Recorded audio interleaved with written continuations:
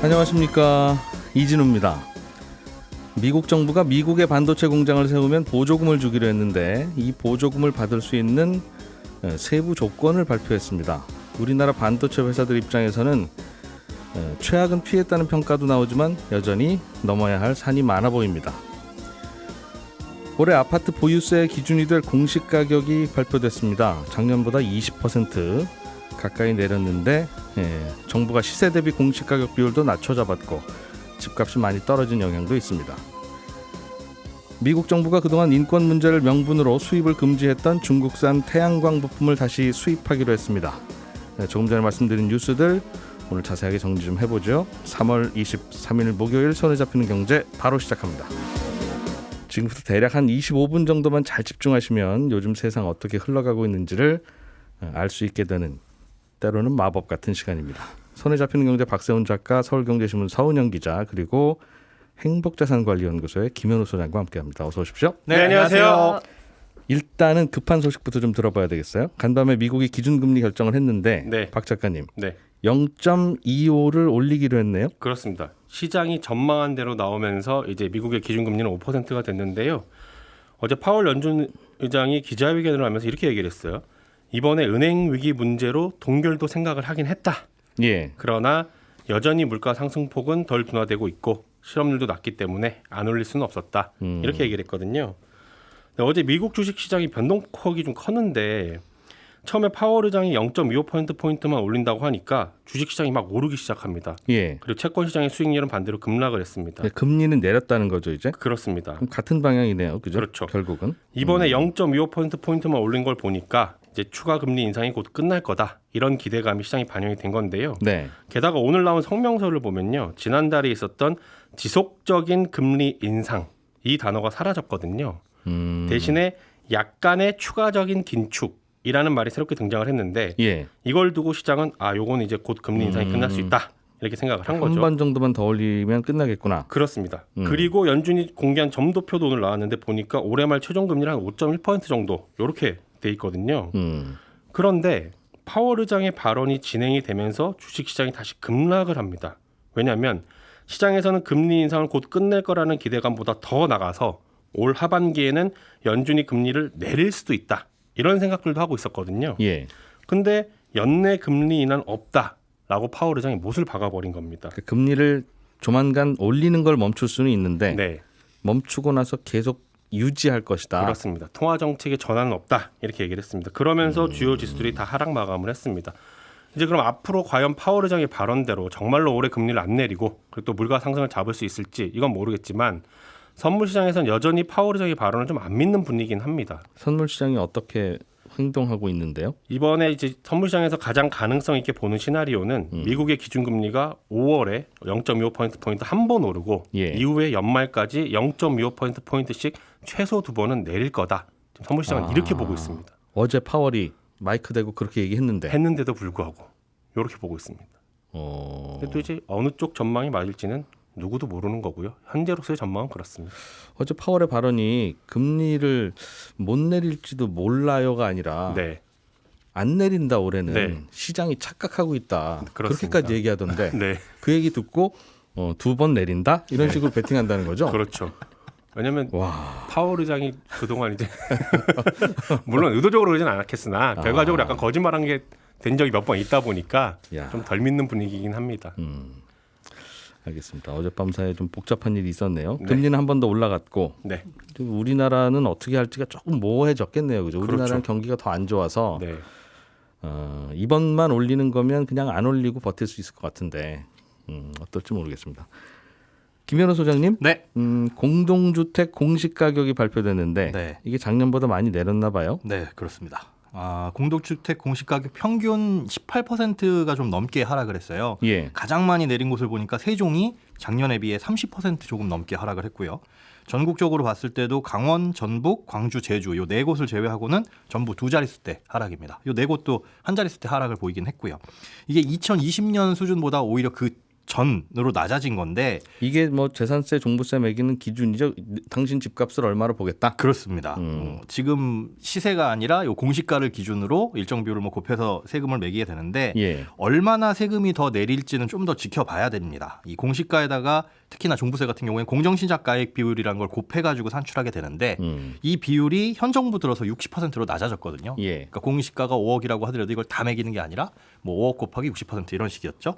근데 요번에 이렇게 공시가가 2년 전 수준으로 떨어지다 보니까 세수가 엄청나게 많이 감소하게 됩니다. 예. 그래서 이 종부세만큼은 60%에서 다시 80%로 끌어올리지 않을까 이렇게 지금 전망을 하고 있거든요. 물론 이제 정부에서는 아직 정해진 바가 없다라고까지만 밝히는 상태입니다. 이 세금뿐만 아니라 이제 공시가가 내려가면서 여기에 연동된 여러 가지 것들의 변화가 생기는데 예. 특히나 이제 건강보험 지역가입자 같은 분들의 보험료도 일부 낮아집니다. 이 재산에 매겨지는 보험료는 재산 금액에 따라서 60등급으로 나뉘어져 있어요. 그래서 네. 딱 얼마가 집값이 낮아지면 몇 퍼센트 보험료가 떨어집니다라는 거를 정확하게 말씀드릴 수는 없지만 대략적으로 공시가가 5억에서 10억이었던 분들은 이번에 20% 정도 내려간다. 그러면은 4억이나 8억이 되겠죠? 네, 그러면 예. 보험료가 대략 한 10,000원대 초반에서 10,000원대 후반 정도 한 달에. 기존보다 낮아진다. 다만 요거는 이제 집값이 건강보험료에 반영되는 건 11월부터 반영되거든요. 그러니까 공시가가 뭐 확정되고 나든다고 하더라도 올해 10월까지는 그대로 이제 보험료를 똑같이 내시게 되겠죠. 보통 요즘에는 나는 가만히 있고 네. 우리 아들 딸 회사 다니고 있어서 나는 피부양자로 그냥 잘 있었다가 네, 어느 날 집값이 올랐다는 이유로 나를 그냥 보험료 내라 그러더라. 네, 그렇습니다. 그런 분들도 꽤 있는데. 재작년에 많이 탈락을 하셨죠. 네. 그다음에 지난주에 공시가격 하락과 관련해서 이 전세보증보험 가입한 전세 세입자분들은 이 기준 문턱이 높아지기 때문에 보증보험 갱신이 어려울 수 있다라고 말씀을 드렸어요. 그런데 그때 당시에 그러면 5월에 이 전세가율 기준이 100%에서 90%로 낮아지고 네. 집값 대비 전세가가 90%여야만 가입이 가능하다는 거죠. 그래서 그 전에 이거 여기서 안 될 것 같으신 분들은 네. 계약 기간이 얼마가 남아있든 미리미리 계약 그 보증보험을 연장을 해라라고 팁을 주셨는데 이게 가입이 임대차 계약 만기 한 달 전부터 계약 연장 갱신 계약이 가능합니다. 그러니까 예를 들면 8월에 지금 만기다. 그렇죠. 그래도 집주인하고 얘기해서 네. 4월에 만기인 걸로 우리 계약을 다시 바꾸고 네. 4월 달부터 앞으로 2년간으로 다시 한번 계약을 맺읍시다. 네, 네. 안 그러면 나 나가야 됩니다. 네, 그렇습니다. 라고 하면 집주인 입장에서는 굳이 세입자 바꾸고 복비 더 내느니 그렇게 합시다 할 가능성이 높잖아요. 높은데 원래 전세 임대차 계약 만기가 8월이었으면 7월부터 이게 가입 가능하거든요. 예. 그렇다고 한다면 계약서를 새로 써야 되는데 새로 쓰면 되죠. 새로 쓰는 거에 있어서 문제점이 뭐냐면 이제 한번 뭐 기존의 계약이 갱신 기존 계약 대비 갱신 계약 같은 경우에는 예. 보통 우리가 복비 아끼려고 예. 집주인하고 세입자 간에 그냥 계약을 직거래로 하는 경우가 있잖아요. 네. 이런 경우에 SGI 보증 같은 경우에는 연장이 안 됩니다. 그러니까 공인중개사 날인이 또 반드시 필요한 중간에 경우도 있고. 중개사 도장이 있어야만 계약서를 인정해주는 보증보험사도 있다. 그렇습니다. 이건 확인해 보시고 들어가셔야 됩니다. 알겠습니다. 자, 서은영 기자님, 네. 미국의 반도체법 이게 우리나라로 와서 반도체 만들어라. 네. 그러면 보조금은 줄게. 그렇습니다. 그러나 그 보조금을 그냥 주는 건 아니고 조건이 꽤 까다로워. 그렇습니다. 할 때 그 조건이 나왔다는 거죠. 네, 마지막 퍼즐이라고 하는 이 가드레일 조항 세부 규정이 나온 건데요. 예. 이 가드레일 조항이라는 건 이 미국 반도체법에서 규정한 투자 보조금을 받으면 미국이 지정한 우려 국가 딱 콕 집어서 사실 중국입니다. 예. 이 중국에서 반도체 생산 설비에 투자를 이만큼까지만 해라라고 정하는 겁니다. 이걸 어기면 보조금 전액을 반환해야 돼서 이 세부 규정에 관심이 쏠렸었는데요. 일단 지금 나온 내용으로는 이제 뭐 첨단이냐 범용이냐 이 반도체 종류에 따라서 조금 다르긴 한데 최대 10년 이 10년 동안 지금 생산 능력의 5에서 10%까지만 늘릴 수 있게 해줄게. 네. 근데 이거 넘어가면 보조금 토해내라라는 겁니다. 근데 우리나라 지금 이제 삼성전자, SK하이닉스가 이제 중국에 공장이 있잖아요. 근데 이 생산 품목으로 따져봤더니 첨단 반도체에 해당이 돼서 5%까지만 이 10년 동안 이 생산 능력을 늘릴 수가 있게 됐습니다. 연 5%씩 10년간이에요? 아니요, 10년 동안 10년 동안 5%? 네. 그럼 연 0.2 정도만 올리라는 겁니까? 그렇습니다. 네. 와. 근데 이제 현재 조항으로만 봤을 때는 이제 기존 생산 설비의 유지 부분적인 확장은 가능하다. 그리고 기술 업그레이드도 가능할 것으로 예상이 된다. 그래서 아주 반응이 나쁘진 않습니다. 네. 그 틈이 있을 것 같다 그런 거죠. 그렇습니다. 근데 미국은 틈을 안 주려고 이런 규제를 했을 텐데 네. 그 틈이 발견되면 또 매우러 올 것 같은데. 아직은 좀 해석의 여지들이 남아 있어서. 알겠어요. 일단은 좀 틈이 보이면 희망을 갖는 경우도 그렇습니다. 있고. 네. 알겠습니다. 우리나라 기업들 반응이 그렇다는 겁니까? 네, 이게 정부와 국내 반도체 기업들 첫 번째 반응은 일단 최악의 상황을 피했다라는 거고요. 하지만 지금 말씀하신 것처럼 이게 우려가 완전히 말끔 해소된 건 아니다 정도로 좀 요약이 되는데요. 당초 방침이 이제 보조금 받는 기업은 10년간 중국 투자하지 마였는데 여기까지만 해라고 이번에 발표가 된 거니까 운신의 폭은 커지긴 한 겁니다. 근데 일단 이 유리하냐 불리하냐 따지려면 이 10년간 5% 이내로 투자하는 게 충분하냐 이걸 좀 따져봐야 할 텐데요. 이미 미국의 이제 이 중국과 관련해서는 반도체 수출 통제를 굉장히 엄격하게 하고 있잖아요. 예. 그래서 어차피 지금 중국 내에서는 최첨단 반도체는 생산하는 게 어렵다. 그래서 어차피 10년 동안 5% 넘겨서 생산 능력 키울래야 키울 수가 없다. 이런 지적이 있습니다. 예. 그리고 또 한 가지는요. 이 5% 룰로 계산을 할 때 이 반도체의 원재료인 둥근 원판, 이 웨이퍼라고 하잖아요. 예. 이 웨이퍼 장수를 가지고 계산을 하는 거예요. 그러니까 이게 좀 사실 특이한데 만약에 반도체 생산 칩 개수로 만약에 계산을 했으면 굉장히 타이트합니다. 네. 그런데 이 웨이퍼 기준으로 계산을 하니까 이 반도체 기술이 첨단화된다, 업그레이드된다 이 개념 자체가 이 웨이퍼 한 장에다가 훨씬 많은 반도체를 많이 만들수록 이 첨단화되고 업그레이드 된다고 하는 거잖아요. 네. 그러니까 어차피 우리가 이 기술이 계속 고도화되고 첨단화되고 그럴수록 이 웨이퍼 한 장으로 만드는 칩 생산량이 늘어나기 때문에 이 5% 룰이라는 게 생각보다는 의미가 없다라는 얘기가 나오는 겁니다.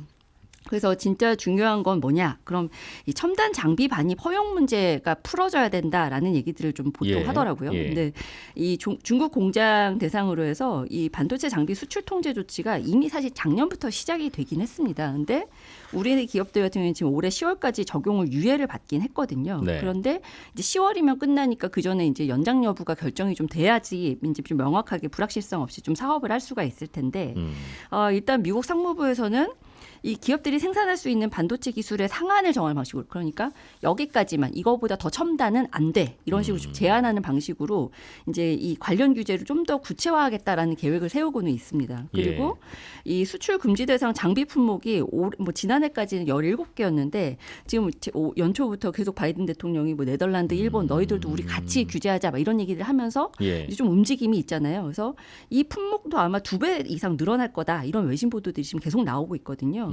그래서 삼성, SK하이닉스 같은 경우에는 뭐 지금 당장 이게 유예가 되긴 했지만 최신 공정 장비를 뭐 지금 당장 반입을 해서 하더라도 10월 지나가지고 너네 이거 쓰지 말라고 그랬는데 이거 왜 쓰고 있어? 당장 빼. 뭐 이렇게 될 수도 있으니까 지금 선뜻 투자하기가 좀 어려운 상황이긴 합니다.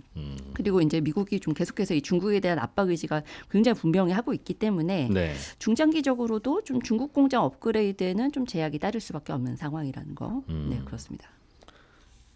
사실은 생각해 보면 대한민국이 중국이랑 반도체 거래를 어떻게 하든 말든 다른 나라인 미국이 그렇죠. 이렇게 하세요 마세요 할 그게 뭔가 싶은 건데 네. 다만 이제 그러면 보조금을 안 줘 그런 거 할 거 아니겠습니까? 네, 그렇죠. 보조금을 받으려면 이 룰을 따라라 하고 하는 거니까 뭐 좀 그럴 수 있다 치면 네. 그 보조금 안 받고 그냥 중국이랑 더 잘 반도체 거래하고 하면 더 이익은 아닌가 하는 계산도 할 수 있을 것 같은데 그럼 보조금 신청 안 할 수도 있나요? 그렇죠. 그러니까 이게 중요한 기술 동맹 손을 잡을 것이냐, 시장 동맹 손을 잡을 것이냐의 사실 문제예요. 그러니까 내가 이제 우리가 지금 계속 중국 공장에 안 팔 수는 없지 않습니까? 중국이라는 네, 예. 이 시장에 반도체를 안 팔 수는 없는 상황인데 그렇다고 사실 미국의 손을 놓을 수도 없는 게 이 첨단 기술을 쓰려면 결국에는 이제 미국의 손을 안 잡을 수가 없는 거죠. 굉장히 복잡한 계산기를 두들겨야 되는 상황인데 일단 이달 말까지 보조금 신청 사전 의향서를 접수하긴 합니다. 그래서 가드레일 조항 외에도 워낙에 지금 독서 조항들이 많아서 일단은 예. 뭐 계산기 열심히 두드리고 있는 단계인데 우리 기업들로서는 지금 미국이 주도하는 반도체 공급망에서 발을 빼서는 안 되는 상황이에요. 제가 아까 말씀드린 것처럼. 그러자면 이제 인건비도 건설비도 미국 얼마나 비쌉니까? 네. 여기에 이제 생산시설 마련하려면 당연히 이 보조금 받아야 되는데 그런데 이 보조금 덥석받자니 껄끄러운 조항들이 너무 많은 거죠. 그러니까 이 미국 정부는 뭐 지원금 신청하는 기업의 재무 건전성 입증할 수익성 지표, 현금 흐름, 전망치 이런 거 다 내라. 문제는 이 과정에서 또 경쟁력과 이 직결되는 중요 기술, 뭐 경영 정보 이런 거 노출될 수 있는 위험이 분명히 있고요. 그리고 한도를 정해두긴 했지만 이 보조금 1억 5천만 달러, 그러니까 우리 돈으로 2천억 정도 보조금 받으면 전망치 초과하는 수익을 미국 정부랑 공유해라 이런 조건도 있거든요. 그러니까 일단 우리 미국 반도체 지원법 담당 주요 실무진들이 오늘 이제 방한한다고 하는데 예. 우리 정부는 뭐 이런 독소 조항들 좀 최대한 해소해보겠다라고는 하지만 크게 좀 진척이 있기는 좀 어려워 보이긴 합니다. 그렇군요. 하여튼 전반적으로 미국이 나이를 좀 나이가 좀 든 것 같아요. 예전에는 보수화됐나요? 장년기라고요? 그게 아니라 예전에는 미국이 참 듬직하고 네네. 참 저렇게 다 퍼주고만 사는 나라도 있구나. 네. 참 좋다. 지금 좀 치졸한 느낌이. 요즘은 그 일일이 역정 다 받아줘야 되고 또 혼자 저러고 있으면 가서 또 달래줘야 되고 네. 하라는 거 그냥 하는 신용 해줘야 되고 아주 피곤하게 됐습니다. 근데 지금은 이제 이 설득을 하는 그 논리가 예. 기술 안보. 그러니까 너희들도 니네 기술 다 뺏겨 중국에. 거기서 그렇게 사업하다가는 기술 유출 다 돼서 위험해지니까 우리가 지켜줄게. 미국으로 오렴. 뭐 이런 얘기를 하거든요. 근데 사실 그것도 뭐 말이 안 되는 얘기죠. 알겠습니다. 우리나라 정부는 아무튼 이런 상황에서 전 세계가 반도체 자기 나라에서 열심히 만들기 경쟁을 하고 있으니 네. 우리나라에도 반도체 열심히 만들기 경쟁을 해야 되는 거 아니냐. 그렇습니다. 뭐 네. 그런 논리로 뭔가 K-칩스법, 네. 반도체 회사 지원법 이런 거를 추진하고 있는가 봐요. 네, 그렇습니다. 이게 반도체, 배터리 같은 첨단 산업 설비 투자하면 파격적으로 세액 공제 해줄게요라고 하는 이 조세 특례 제한법 개정안이 어제 국회 기획재정위원회에서 통과가 됐습니다. 예. 이제 다음 주 본회의 의결까지 이제 남아 있는데 최종 통과되면 이제 국가 전략 기술에 해당하는 생산 설비라면 이제 투자 세액 공제율이 확 올라갑니다. 그래서 대기업 같은 경우에는 지금 이제 작년 말에 또 올려서 최대 8%까지 올려놨는데 지금 이제 15%까지 올라가고요. 중소기업은 16%에서 25%까지 올라갑니다. 근데 여기에다가 이제 신규 투자 추가 공제율까지 하면 더 많이 올라가는데 제가 불과 한 달 전쯤에 K-칩스법이 여야 이견이 좀 커서 국회 논의가 좀 제대로 안 된다. 이거 빨리 통과 안 될 것 같아요. 이 소식 좀 전해드린 적이 있었거든요. 반대하는 쪽은 회사에서 알아서 투자하는 거지 이걸 왜 나라 돈으로 투자를 도와줍니까? 그렇죠. 그런 논리죠. 네. 그리고 이게 워낙에 이제 세수가 좀 줄어드는 것들이 있고 대기업에 너무 많은 특혜가 좀 몰리다 보니까 이거에 대해서 좀 약간 반발 여론이 좀 있었던 것도 있고 야권에서도 이제 굉장히 반대를 했었는데 예. 좀 급물살을 탄 계기가 이제 이 미국의 반도체 지원법, 뭐 인플레 감축법, IRA 같은 것들 또 그리고 뭐 일본이나 대만 같은 경우에도 지금 자국 반도체 기업들 밀어줘야 된다, 뭐 이런 얘기들이 계속 나오다 보니까 예. 우리도 가만히 있을 수 없다 이런 분위기가 좀 만들어진 다시 것으로 바뀌었대요, 보입니다. 분위기가? 네, 분위기가 바뀌었습니다. 그 사이에 새로운 뉴스는 없었는데. 그렇죠. 근데 아무래도 이게 독소 조항 얘기가 좀 나오면서 이게 반도체 기업들이 좀 앓는 소리를 많이 해서 좀 그랬던 건지 일단 분위기가 갑자기 바뀌었습니다. 대신 또 이제 반도체만 밀어주지 말고 기왕 하는 거 뭐 수소, 미래형 이동수단, 뭐 자율주행차 이런 것도 같이 밀어줍시다. 이런 식으로 좀 예. 내용이 바뀌긴 했습니다. 그렇군요. 국회의 논리도 가끔은 잘 이해는 안 가요, 그죠? 그럴 거면 왜 반대했지 했던 것도 그렇죠. 있고, 뭐 가끔씩 뭐 서로 이제 의안 거래를 하기도 네, 하니까. 그렇습니다. 네. 박 작가님이 준비해 오신 소식 하나 좀 더 들어보죠. 네. 미국 정부가 중국에서 태양광 패널을 다시 수입한다는 뉴스가 있네요. 그렇습니다. 미국의 치졸한 행태를 또 한번 보여주는 사례인데 에이, 뭐 이렇게 치졸이라고까지 표현하세요. MC가 그렇게 표현하시길래 아니, 제가 언제 그렇게 치졸하다고 그랬어요? 제가 했습니다. 죄송합니다. 빨리 넘어갈게요. 예. 작년에 미국 정부가 중국 신장 지역에서 생산된 태양광 관련 부품은 수입을 금지한다는 법을 만들었어요. 예. 명분은 중국 정부가 신장 지역의 소수민족한테 강제로 노동을 시켜서 만든 제품은 수입할 수 없다는 거였는데 근데 바이든 정부가 밀고 있는 국가 프로젝트 중에 하나가 태양광을 늘린다는 거거든요. 근데 전 세계 태양광 부품의 80% 이상이 중국산이고요. 그중에 많은 양이 신장 지역에서 생산이 됩니다. 근데 여기서 만들어지는 걸 수입을 안 하다 보니까 태양광 사업하는 사업자들이 이제 화가 나기 시작한 거예요. 우리 이거 좀 해야 되는데 부품이 안 들어오면 우리들 어떻게 하라는 거냐. 예. 강하게 항의를 하기 시작했고 그러니까 미국 정부도 그럼 이건 어쩔 수 없네 라면서 수입 금지를 풀어버린 겁니다. 그러니까 좀 전에 말씀하신 것처럼 미국이 지금 반도체 가지고 중국하고 싸우는 와중에 우리한테도 자기네를 따라와라 라고 얘기를 하면서 정작 자기네들은 태양광 패널 설치가 안 되니까 중국산을 금지했던 걸 다시 풀어버리고 수입을 하기 시작한 거죠. 본인들 필요한 건 또 수입해다 쓰고. 그렇습니다. 그래서 제가 어쩔 수 없이 치졸이라는 단어를 쓴 건데요. 이렇게 되면 우리나라 기업들 중에 미국으로 태양광 부품 수출하는 업체들한테는 아무래도 영향이 있을 수밖에 없습니다. 중국산은 저가거든요. 이게 경쟁을 해야 되는 거고 또 하나는 지금 바이든 정부가 하고 있는 인플레 감축법의 한계를 보여주는 사례이기도 합니다. 인플레 감축법이라는 게 단순하게 말하면 중국한테 의존하는 중요 제품, 원자재 이런 거 이제 수입하지 말고 미국이나 미국의 우호적인 나라에서 생산하도록 공급망을 바꾸자라는 건데 이 공급망이 제대로 구축이 안 되게 되면 이런 사례들이 또 나타날 수 있는 거죠. 만약에 앞으로 혹시 또 태양광 부품 외에 이런 사례들이 좀 더 추가가 된다면 지금 전 세계적인 흐름은 미국 중심의 어떤 지역 그리고 중국 중심의 어떤 지역 이렇게 양분화될 거라고 보고 있는데 이런 사례들이 추가가 되면 글쎄요. 큰 흐름이 바뀔 수도 있죠. 그러다가 또 분위기 바뀌고 또 입장 바뀌면 또 없었던 일이 될 수 있으니까 그렇습니다. 가장 큰 불확실성은 미국의 나쁘게 말하면 변덕, 네. 그냥 중립적으로 얘기하면 심경 변화가 네. 있을까봐 또 차라리 그러면 이제 투자하기 좀 어려운 거죠. 그렇습니다.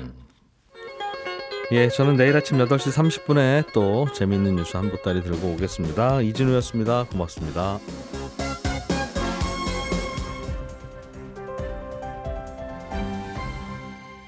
경제를 생각하는 사람들의 즐거운 습관. 이진우의 손에 잡히는 경제.